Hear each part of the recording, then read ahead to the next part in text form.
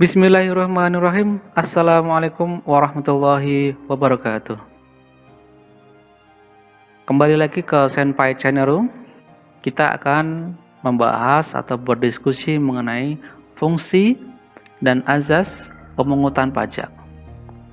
Nah, pajak ini berfungsi sebagai apa dan juga bagaimana pajak ini dipungut atau asas-asas yang mendasari kenapa pajak ini dipungut.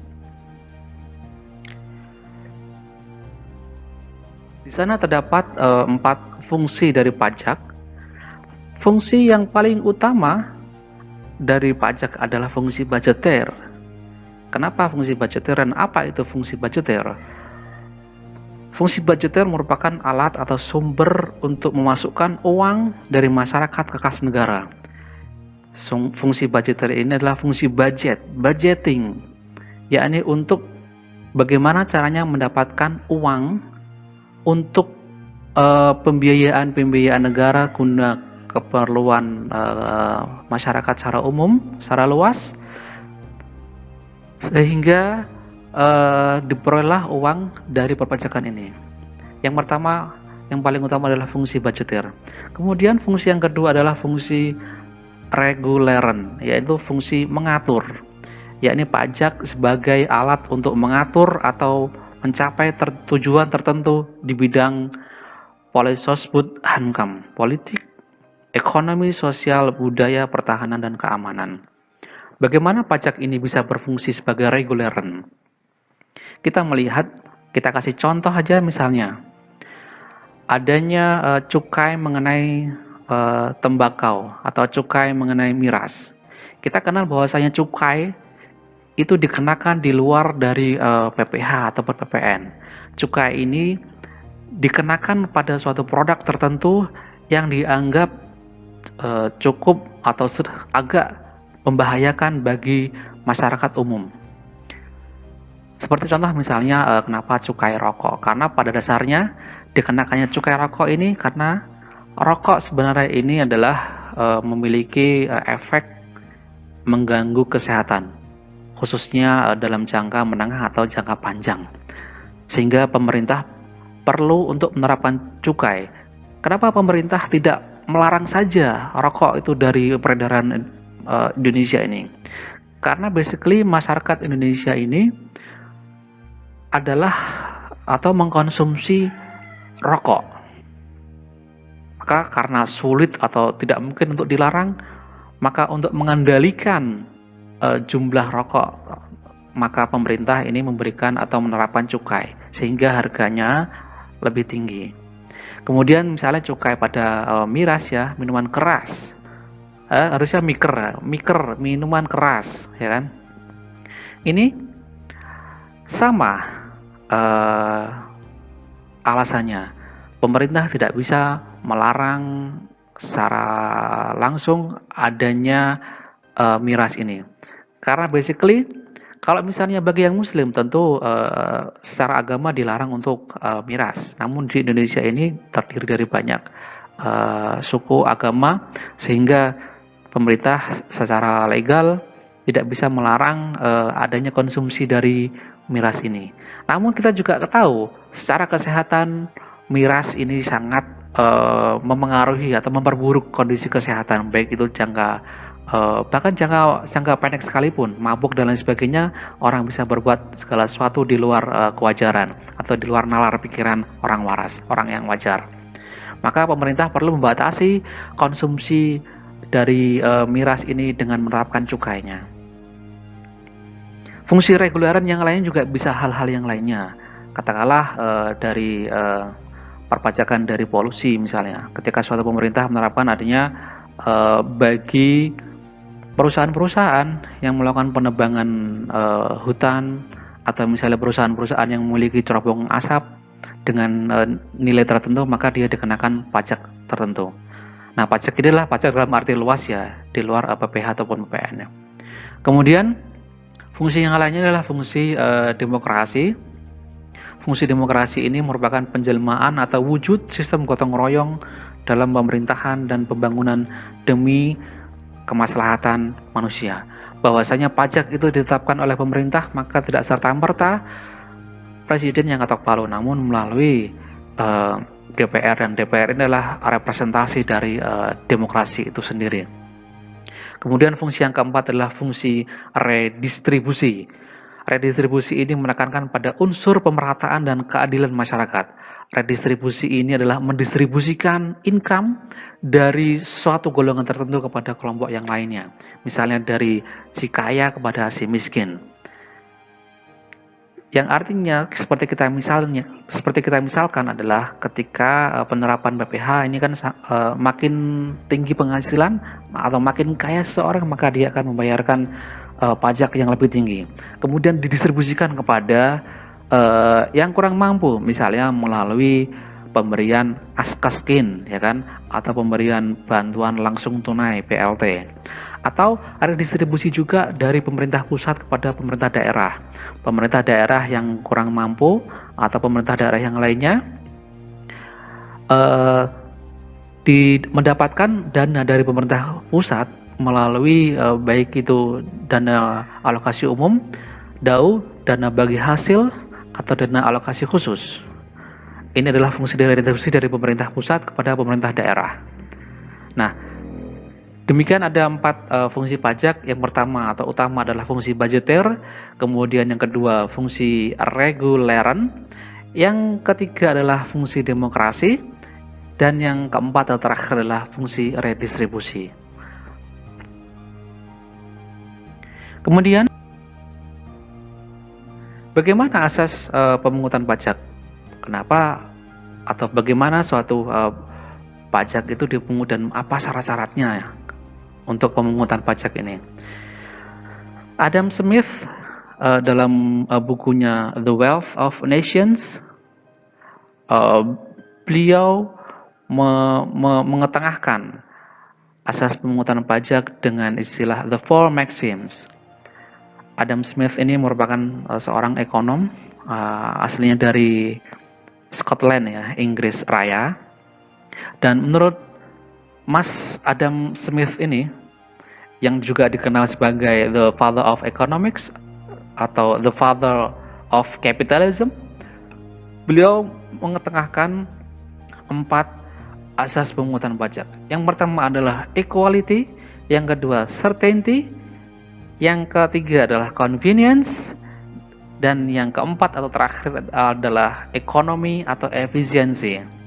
Equality ini ya, mengindikasikan bahwasanya pemungutan pajak itu harus adil dan merata dan sebanding dengan kemampuan membayarnya. Bahwasanya keadilan ini tidak berarti harus sama. Namun keadilan ini adalah sesuai dengan porsinya atau sesuai dengan kemampuan suatu individu atau masyarakat. Nah, mengenai equality ini tentu harapan-harapannya sangat tinggi. Bahwasanya pemerintah seyogyanya menerapkan adanya keadilan dan adanya pemerataan dalam pemungutan pajak. Kita lihat di undang-undang PPh kita, terutama pada tarif PPh orang pribadi, di mana semakin tinggi penghasilan seseorang maka dia akan dikenakan pajak dengan tarif yang lebih tinggi pula. Asas yang kedua, certainty, ini harus jelas, pasti, dan harus berdasarkan ketentuan peraturan perundang-undangan. Sehingga ketika pemerintah memungut pajak, aturannya sudah ada, tidak serampangan, tidak sembarangan, tidak melakukan pungutan liar. Asas yang keempat adalah asas convenience, yakni convenience artinya kenyamanan, yakni wajib pajak atau wajib bayar itu nyaman atau merasa nyaman ketika dia membayar pajak pada saat yang tepat. Yakni contohnya misalnya wajib pajak ini dikenakan pajak ketika bisnisnya lagi moncernya. Maka ketika bisnisnya lagi bagus, berjalan bagus, maka dia dikenakan pajak yang lebih tinggi. Dan ketika dia sedang pilot atau sedang rugi, maka dia tidak perlu dikenakan pajak. Karena ketika dia rugi, maka dia akan kesulitan secara finansial, ya. Maka tidak untuk dikenakan pajak.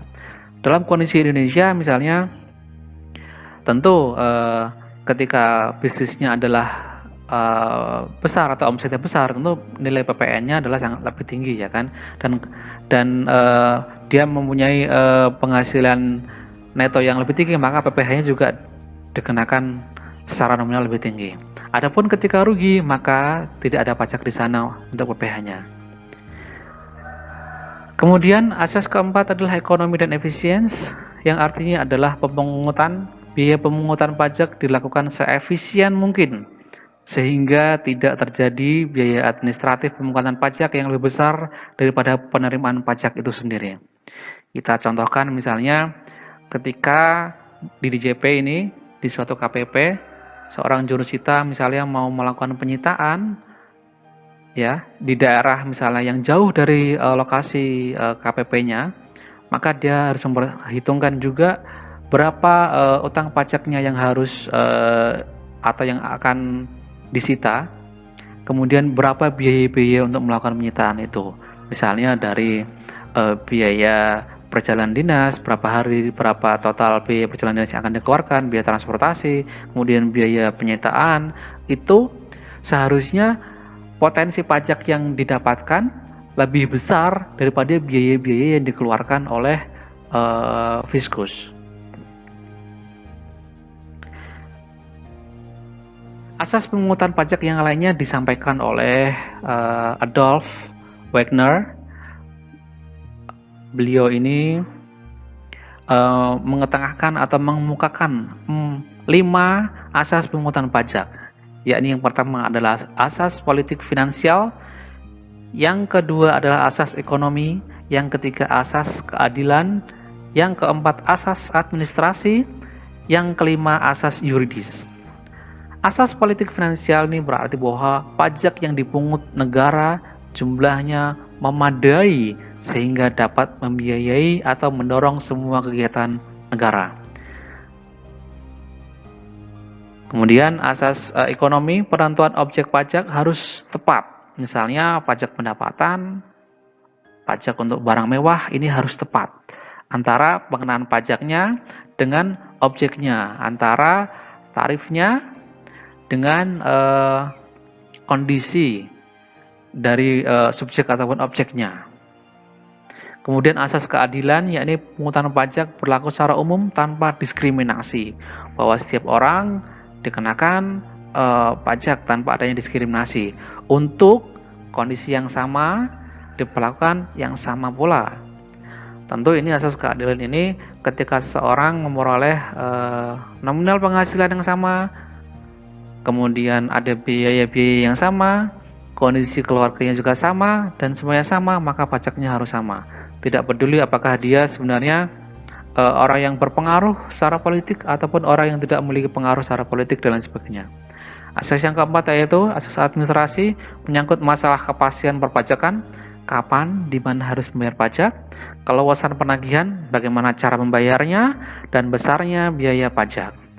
Kemudian yang kelima adalah asas yuridis, yakni bahwa segala pemungutan pajak harus berdasarkan undang-undang. Tadi asas perpajakan yang disampaikan oleh Adam Smith dan Wagner ini kurang lebih ya 11-12 lah, beti lah ya, ini mirip-mirip lah. Kemudian bagaimana teori pemungutan pajak? Tadi keduanya dari luar negeri, kemudian sekarang dari dalam negerinya. Menurut menurut NIR ya, sebenarnya Raden ya, Santoso Broto Diharjo ini, beliau merupakan Kepala Jawatan Pajak tahun 61 hingga 63. Kepala Jawatan Pajak ini kalau sekarang ya Dirjen Pajak lah, seperti itulah. Beliau mengemukakan teori pemungutan pajak. Bagaimana pemungutan pajak itu bagaimana suatu pajak itu dipungut. Yang pertama adalah teori asuransi, yang kedua teori kepentingan, yang ketiga teori daya pikul, yang keempat teori bakti, dan yang kelima adalah teori asas daya beli. Menurut Bapak Santoso ini,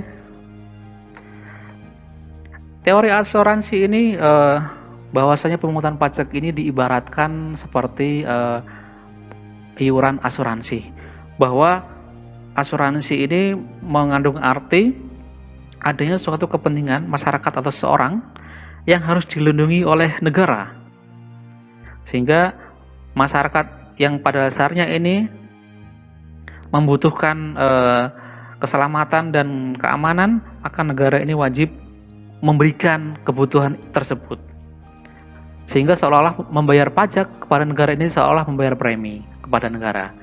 Meskipun sebenarnya ketika kita menilik lebih dalam lagi, istilah premi seperti dalam asuransi ini sebenarnya kurang tepat ketika diasosiasikan dengan perpajakan, karena membayar premi ini kan dia akan mendapatkan kontraprestasi secara langsung, sedangkan pajak ini tidak mendapatkan kontraprestasi secara langsung. Namun basically di sana ada pembayaran dari suatu pihak kepada pihak yang lainnya, dari masyarakat kepada negara. Itu basic dari teori ini. Kemudian teori kepentingan mengandung arti bahwasanya negara melindungi kepentingan harta benda, jiwa, warga negara dengan memperhatikan pembagian beban pajak yang harus dipungut dari seluruh penduduknya. Sehingga karena masyarakat mempunyai kepentingan dan negara juga memiliki kepentingan, maka di sana ketemulah kepentingan antar masyarakat dan negara ini dipertemukan, dan di sana dijembatani dengan adanya pajak ini. Kemudian teori yang ketiga adalah teori daya pikul atau gaya pikul. Menurut teori ini, pemungutan pajak itu harus berlandaskan asas keadilan, yakni setiap orang yang dikenakan pajak harus sesuai dengan daya pikulnya. Ya, ini kurang lebih juga mirip dengan konsep yang tadi yang disampaikan oleh Adam Smith dan Wagner, bahwasanya saya jadi teringat dengan suatu kalau daya pikul ini ya, satu ayat ini, mohon maaf, la yukallifullahu nafsan illa wus'aha, bahwasanya Allah Subhanahu wa taala tidak membebankan sesuatu kepada hambanya kecuali berdasarkan atas kemampuannya. Bahwasanya teori daya pikul ini membebankan pajak, berapa besarnya pajak yang dibebankan kepada masyarakat itu sesuai dengan daya pikul masyarakat itu sendiri, yang dijawantahkan misalnya dalam pajak sekarang ini pajak PPh ya, seperti OP, bahwasanya semakin tinggi penghasilan seseorang maka dia akan semakin dibebankan pajak lebih besar. Yang keempat adalah teori bakti, yaitu teori kewajiban pajak mutlak, bahwasanya